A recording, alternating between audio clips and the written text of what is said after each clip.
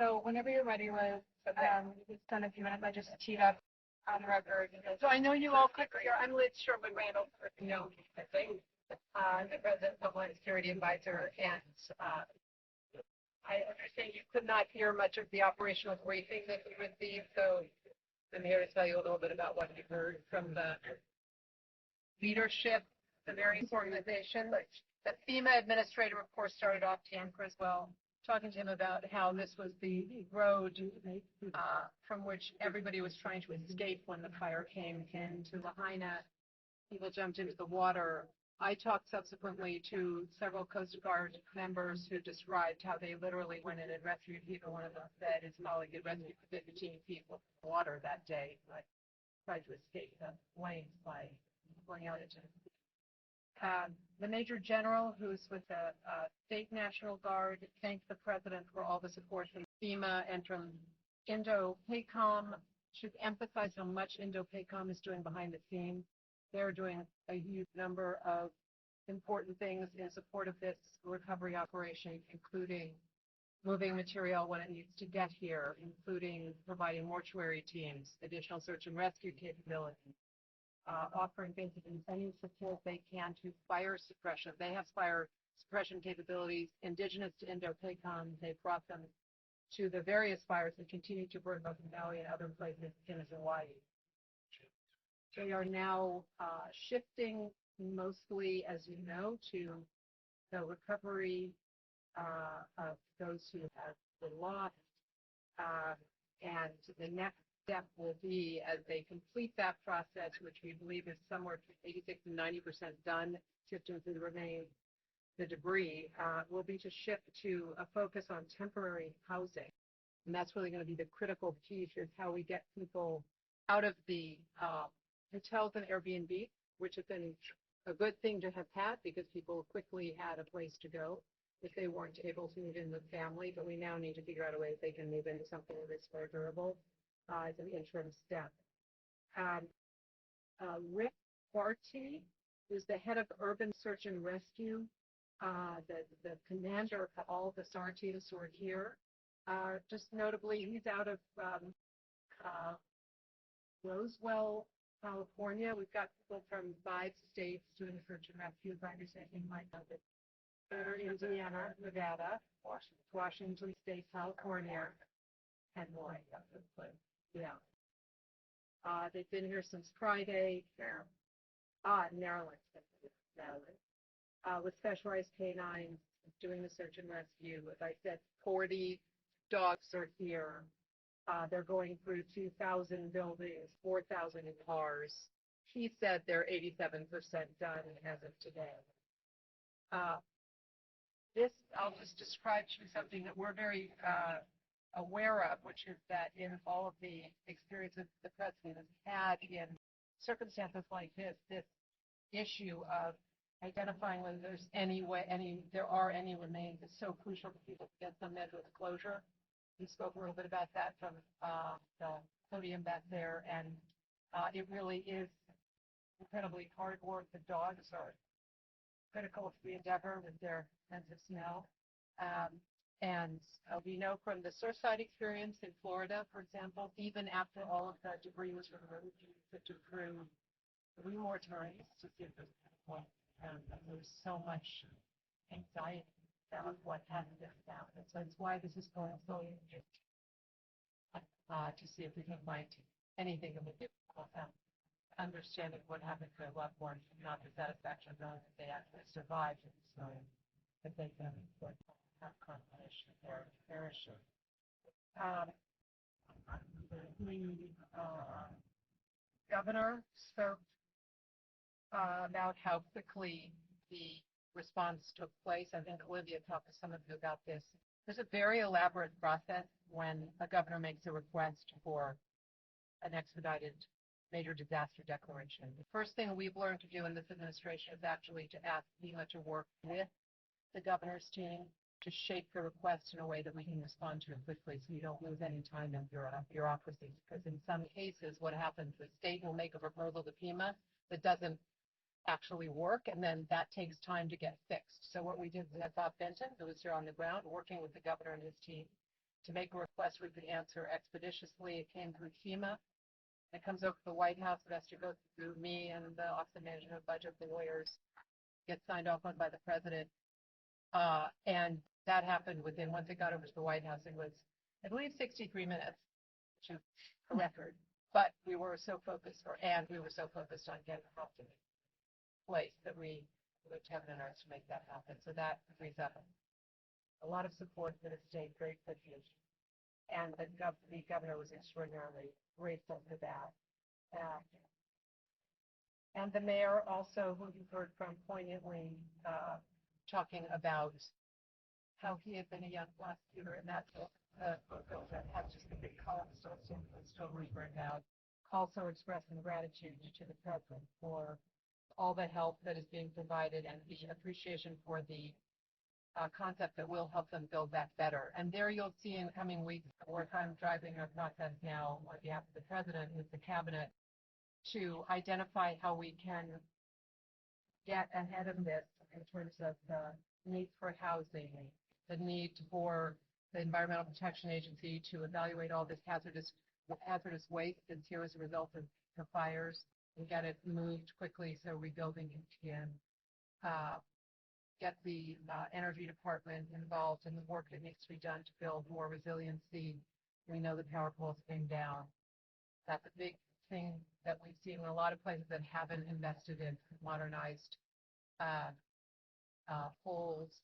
And we know that those poles, I'll give an example, in Florida, where we saw in the wake of several hurricanes that the investment was made in the Obama administration in new power poles has allowed for a much quicker recovery from hurricanes if you put in poles that aren't working poles. So that's costly. And this is a situation where there's a very expansive footprint, of course, with multiple islands. So you can't look to another neighbor to help you out. You've got to go to another island to get help. And in this case, they're going to need to do investments that we can assist with over time in building more resilience for critical infrastructure, which is what the president referred to in his remarks. So watch that today. Bring out the infrastructure bill. And lots of work ahead for us. Liz, was the president told that it's possible that all the remains may not be identified? Absolutely. Okay. Absolutely. And the state is indicating that there are somewhere between 5 and 9 people who have not yet located. Now, they may be elsewhere and not in communication or haven't registered, we don't know, but of course we've had to discuss the balance that there's the fee of those But did that come up? Was the president told that at the briefing? The president was briefed by me and by the FEMA administrator and by Bob Fenton, both yesterday and in other times about this. We've discussed that with you. And indeed, again, on the plane this morning, Deanne Criswell and I flew out with him, we know, and talked to him about this again.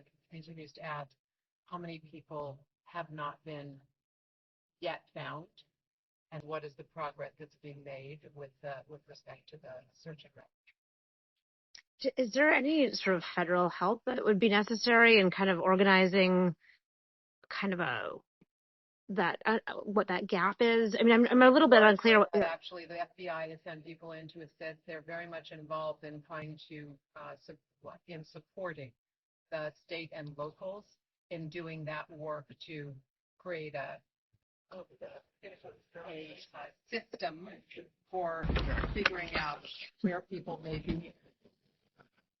Okay. Calling people using fine. A variety of records that may be available. Of course, on an island where there's a lot of there are both native population and Hawaiian and residents, and there are also tourists.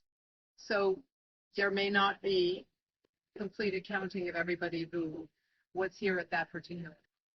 But FBI is involved very proactively in that effort to try to identify as many people as can be found who are alive and may be here or not. Right. But Liz, have there been particular things that the president is asking in these briefings? Yeah. Like, how is he affected by this? This is unfortunately an experience we've had repeatedly in many contexts in this administration all over the country. He alluded to some of that, whether it's in Louisiana, Kentucky, New Mexico, New York, Florida, California, Colorado. There's been so many extreme weather disasters where he has sought to learn as quickly as possible what has happened and what we can do to help. And he's always focused on the human experience and very impatient with bureaucracy.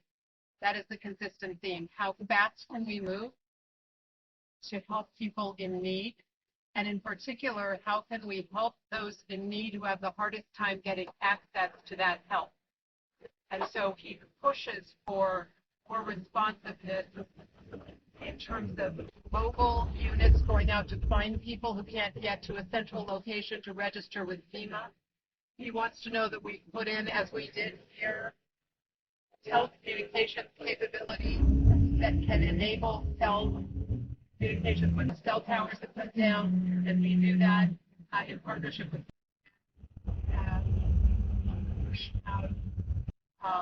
a big focus due to his emphasis on this policy issue, because he doesn't have much people hurt when they don't have any place they can call home and they lost everything. And that's one of the most difficult challenges in the wake of a disaster, is to help people get themselves into a place where they can feel at home again. And whether that is on the land where they lived or whether they have to leave that land for a variety of reasons. He has asked us to accelerate our work with the Department of Housing and Urban Development. So I'm working with the Secretary Fudge and with her Deputy Adrian Taunton on that challenge. He is very focused also on the hazardous waste removal here, because that is a gating issue for all the work that has to come. So want to help them to build back better, more resiliently, but still, or I should say, but still, and in this place that is so hallowed for them. That will require that all this debris, which includes hazardous material, be removed. And so we have been working with the Environmental Protection Agency on a game plan for surging the necessary assessments that will take place as soon as the search and rescue is completed in Lahaina. EPA will come in and do the analysis of what needs to happen, and then that material can begin to be removed by the U.S. Army Corps of Engineers with a multi-department and agency organism that we have to build and get it running and keep it running as long as it takes, as we said. When you talk about the 63 minutes, can you shed any light on how long it would normally take for a disaster to pop up side? There's no normal. Basically, what we've done over the course of our now 2 years and 8 months is build a system internally at the White House to ensure that we lose no time going through the steps we need to take. And so, for example, we have an overnight watch now when we have a disaster declaration coming through in which people stay up through the night in the various components of the White House so that they can evaluate and sign off. If there's an issue, they can take it up quickly with counterparts at FEMA so that we don't slow down the delivery of the response for people who are hurting. And again, that's directly at the President's request that we not lose any time in helping. In your meetings with the president, has he expressed any concern at how this fire was able to be as destructive as it was? There's been a lot of questions about the sirens. Just want to see some kind of accountability there. So we've asked a lot of questions, of course, and there is no current answer. There is press reporting about some possible explanation of what may have happened. Very significant concern, as I'm sure you've seen, about the fact that there is a lot of dry, non-native grass on private land that may have contributed. There was concern about the possible, in one of the fires in particular, there's been press reporting about the possibility that a fallen power pole could have ignited the fire. There there have been questions, as you noted, about whether the alert system worked, whether the power should have been shut down, and all these questions have been raised. There will be investigation. Of course, the governor is leading in that effort, and the Bureau of Alcohol, Tobacco, and Firearms, the DOJ, has people on the ground working with the state at the state's request to assist in the evaluation of how the fires were triggered and then what happens subsequently.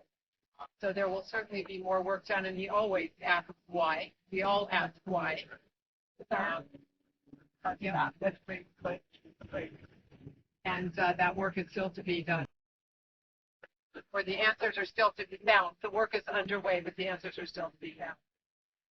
Federal officials come up with like a time estimate how many things will take, like how many years?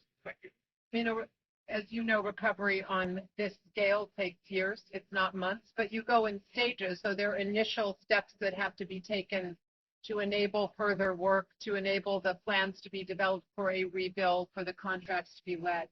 And so the first focus is on to get the people into a situation where they can begin to function again and have some dignity in their lives, some closure if that's possible. The governor today, you will have heard, called for a return of tourists to the island because he said this is really important for the economy. People need to be able to work. Jamie, thank you.